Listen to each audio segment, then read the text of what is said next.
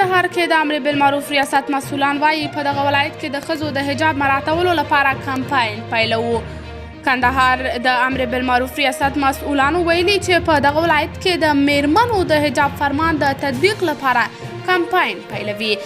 د یاد ریاست مشر عبدالرحمن طیبي وایي چې لومړی په دغه ولایت کې د لوډ سپیکرونو له لارې خلکو ته تبلیغات کوي او وروسته که چا سرغړونه وکړه جزا به ورکړل شي.